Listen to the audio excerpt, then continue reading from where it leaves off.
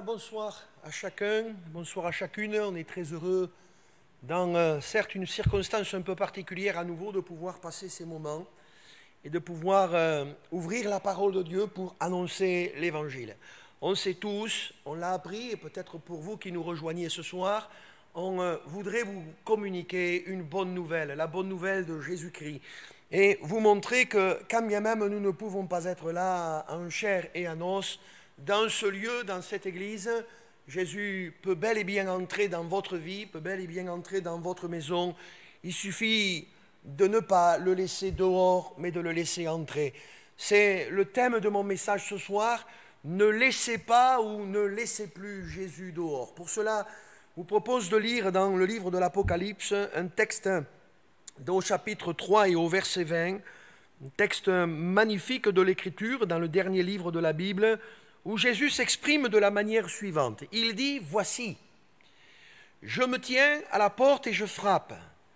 Si quelqu'un entend ma voix et ouvre la porte, j'entrerai chez lui, je souperai avec lui, et lui avec moi. Amen. » Voilà un texte simple, qui aujourd'hui encore résonne avec tout autant de saveur, tout autant de vérité, tout autant de force. Qu'est-ce que je veux dire par là ?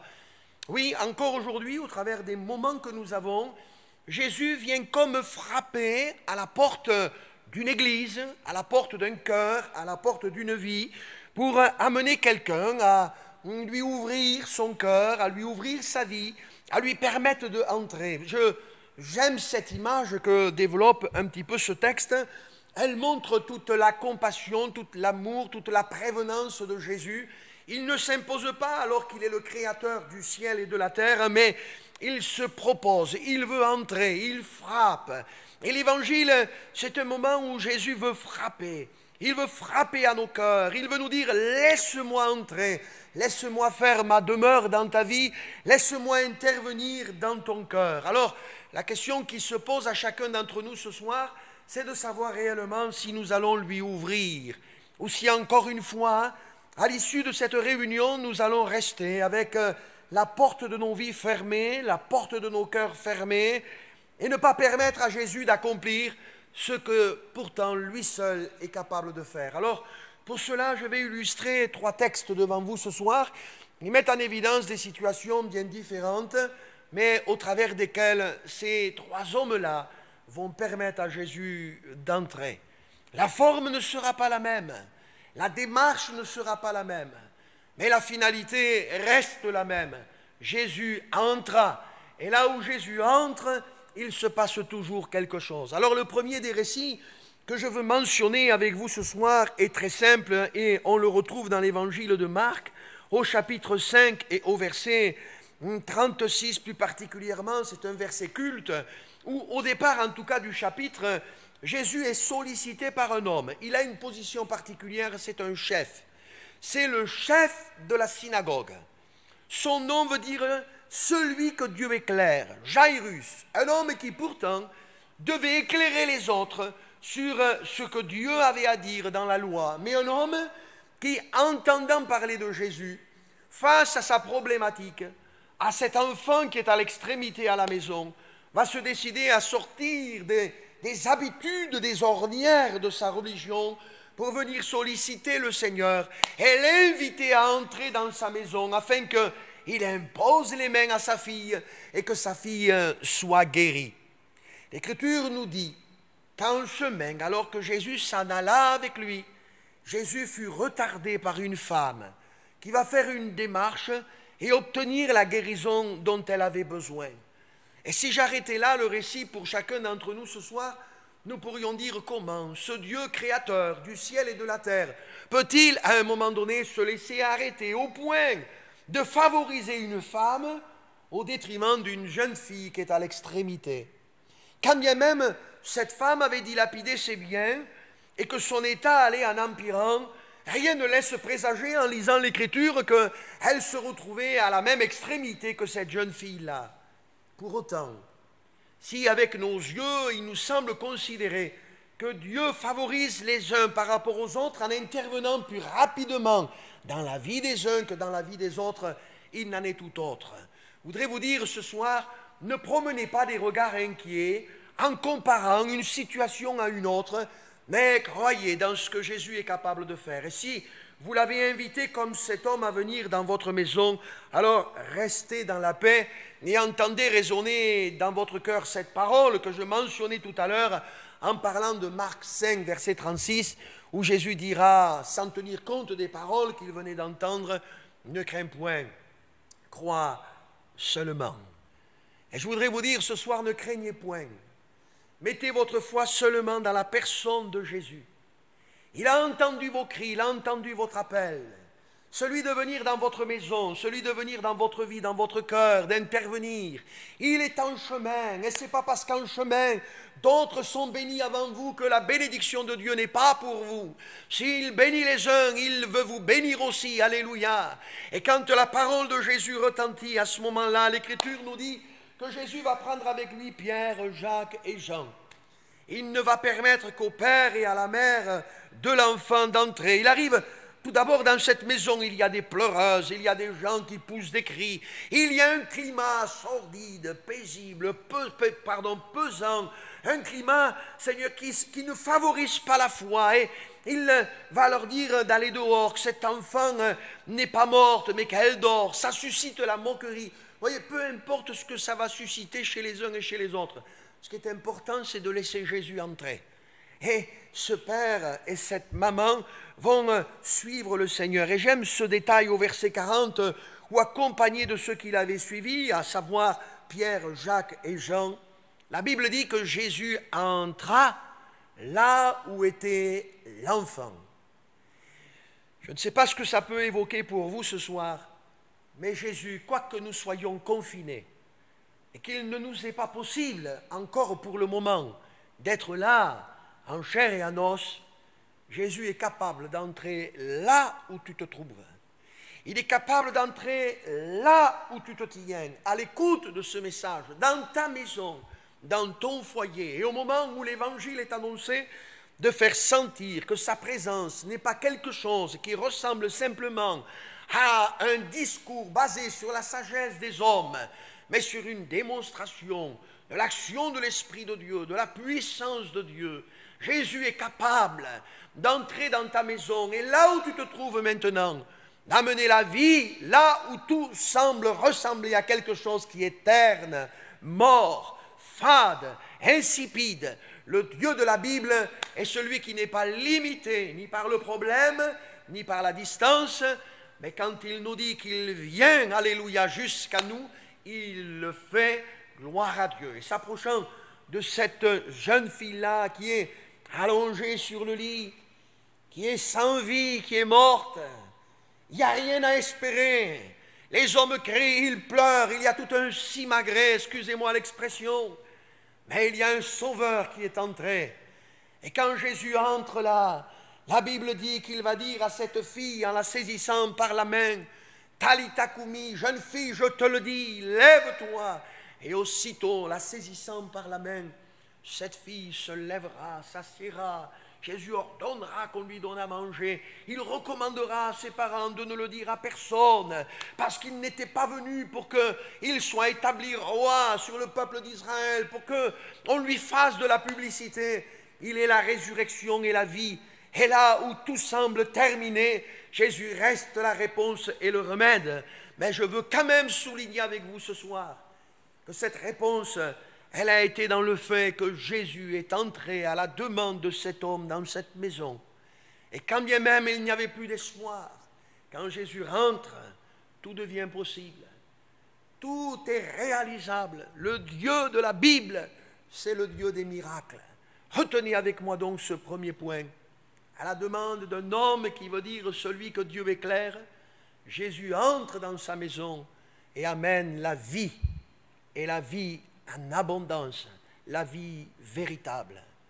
Dans le deuxième récit sur lequel je voudrais m'attarder pendant quelques instants, l'Écriture nous dit que Jésus est en train de traverser une ville. Il passe. Comme cette réunion est en train de se dérouler, de passer. On peut l'écouter d'une manière spectatrice, en étant là désintéressé, en n'ayant pas une attention bien particulière. Quand Jésus traversait cette ville de Jéricho, rien ne laisse présager qu'il attirait vraiment l'attention de tous, même si la Bible dit qu'une grande foule toujours accompagnait le Seigneur. Il le voyait faire des miracles, des prodiges, des guérisons.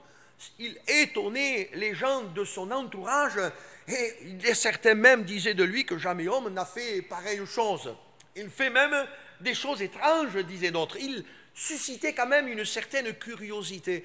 Je voudrais quand même ce soir que, au travers de ce que je dis, vous puissiez être comme alimenté dans votre cœur ce qu'un homme va découvrir. Qui est-il? Si le premier est un chef de synagogue, le deuxième est un chef de publicains. C'est Zachée. Son prénom veut dire pur.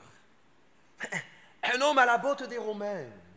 Un homme qui s'est enrichi en trompant ceux de sa propre nation, en étant à la solde de ce gouvernement romain.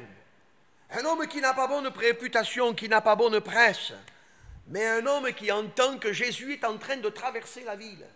Écoute-moi bien, que tu aies une bonne ou une mauvaise réputation, peu importe. Ce que tu entends ce soir doit t'amener à considérer qu'il y a quelque chose à faire. Cet homme s'est empressé, quoique de petite taille qu'il était, de trouver une solution pour de ses yeux voir celui dont il entendait parler. Oh, j'aimerais tant que ce soir, en écoutant ce message-là, tu aies l'occasion de vaincre un petit peu ces montagnes qui se dressent devant toi. Lui, c'était la foule.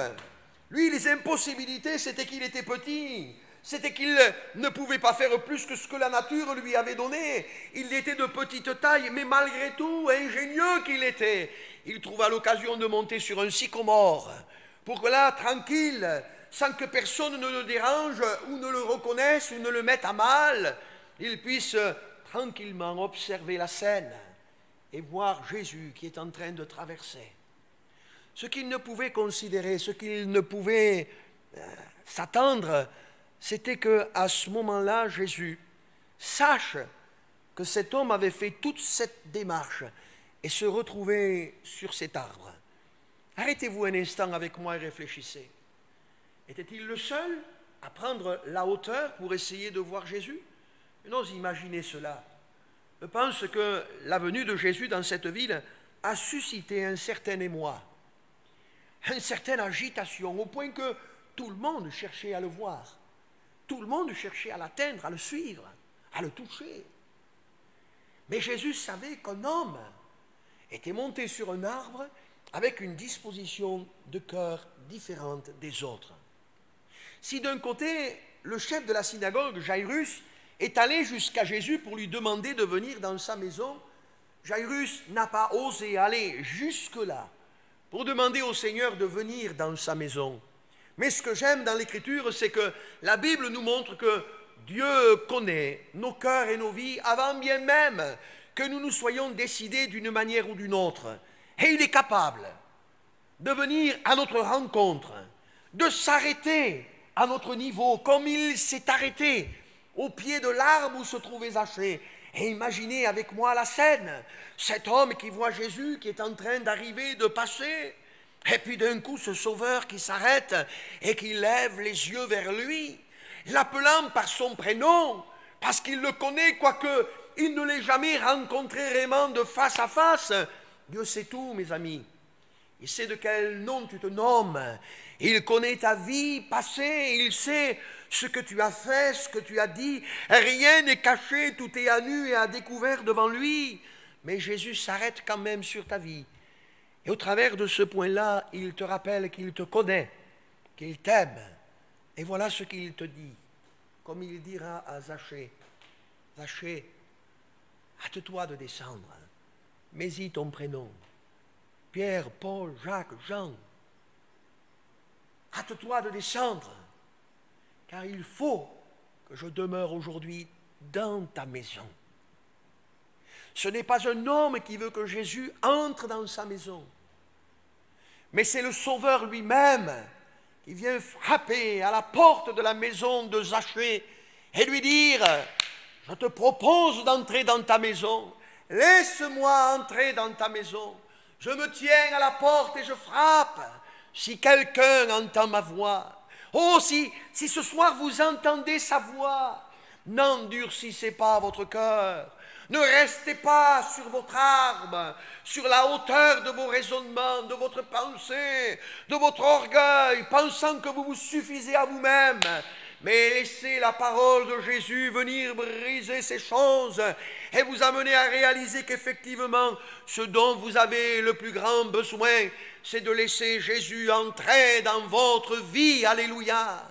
L'Écriture nous dit que Zachée se hâta de descendre et il reçut avec joie le Seigneur dans sa maison. Ne voudriez-vous pas ce soir, vous aussi, vous hâter, vous dépêcher? Les temps sont courts. La Bible dit que Jésus revient bientôt. Mais hâtez-vous de l'accepter dans votre vie, de l'accepter dans votre cœur. Ne voyez-vous pas que les choses vont de mal en pis, que même votre vie, votre situation ne s'améliore pas? Vous avez beau essayer de redorer votre blason, rien n'y fait. Vous avez besoin du Sauveur. Vous aspirez au bonheur. L'argent ne vous l'a pas donné comme Zachée.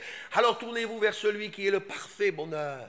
Il y a un cantique qui dit « Si tu veux le bonheur », le vrai bonheur, alléluia, laisse Jésus entrer dans ton cœur. Je voudrais faire une remarque. Elle vaut ce qu'elle vaut, mais elle me semble importante pour quelqu'un ce soir. Quand Jésus entre dans cette maison-là, il y a des religieux qui à côté ne sont pas contents de voir ce qui est en train de se passer. Et ils disent de Jésus, mais si cet homme vraiment était quelqu'un d'important, il connaîtrait que cet homme est un pécheur, il n'entrerait pas chez lui. Il y a le candidaton qui est là, il y a les autres qui parlent.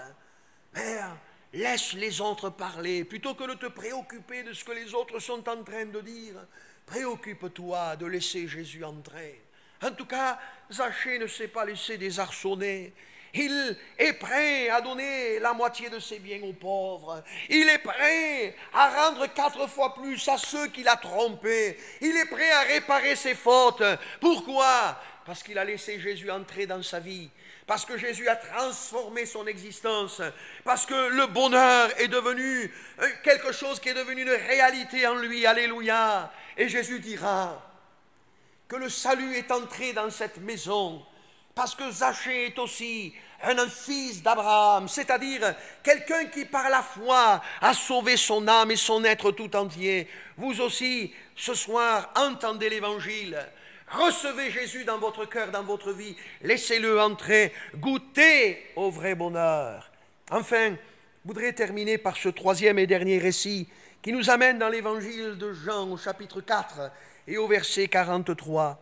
Ce récit-là nous montre un autre détail. Le premier, un homme demande à Jésus d'entrer.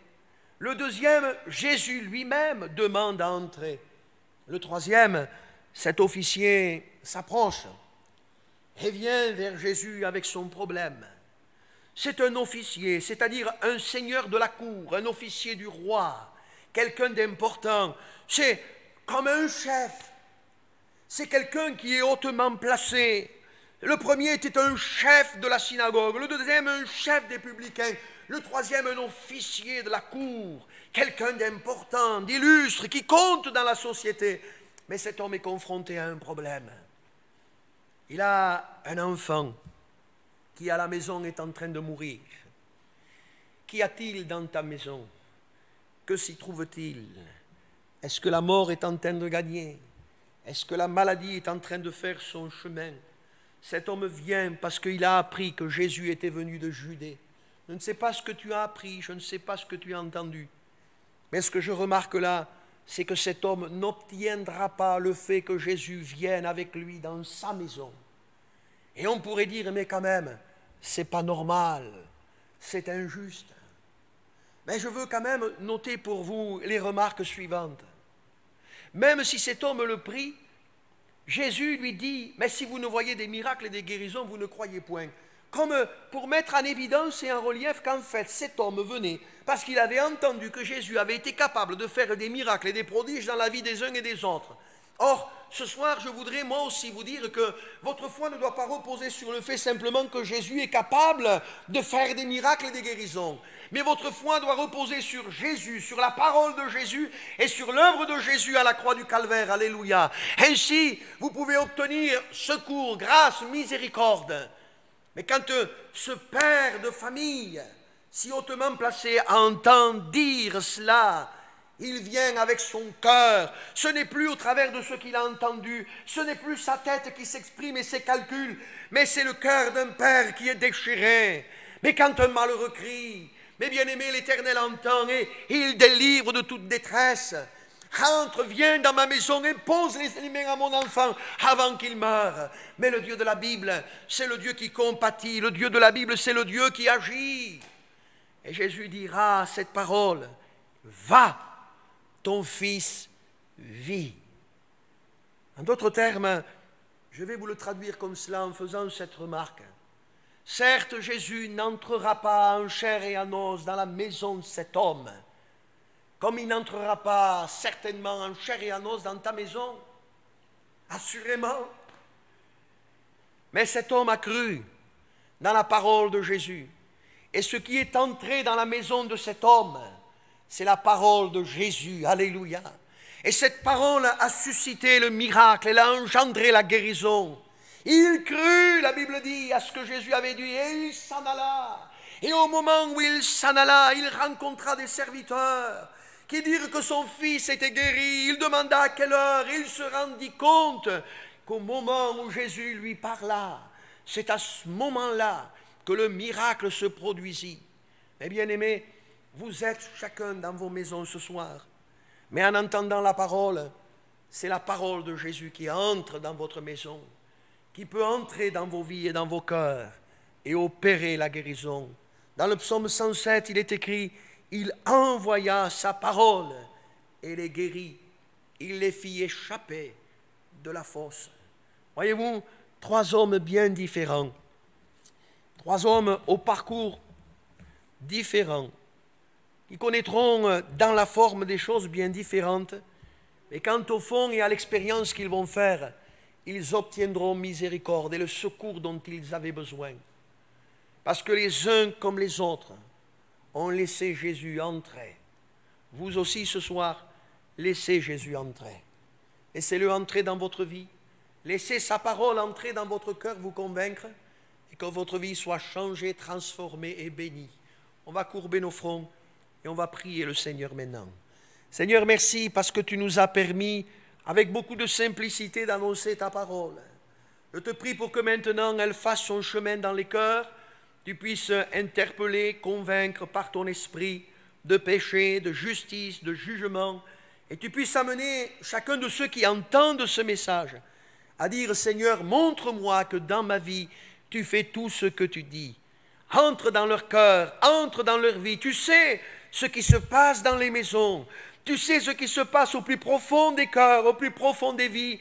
Et au travers de l'évangile qui a été annoncé, tu te tiens à la porte et tu frappes.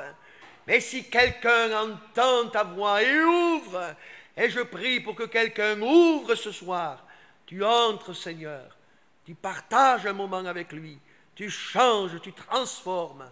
Seigneur, je te remercie d'avance et je rends gloire à ton nom. Sois loué, Seigneur. Amen. Amen.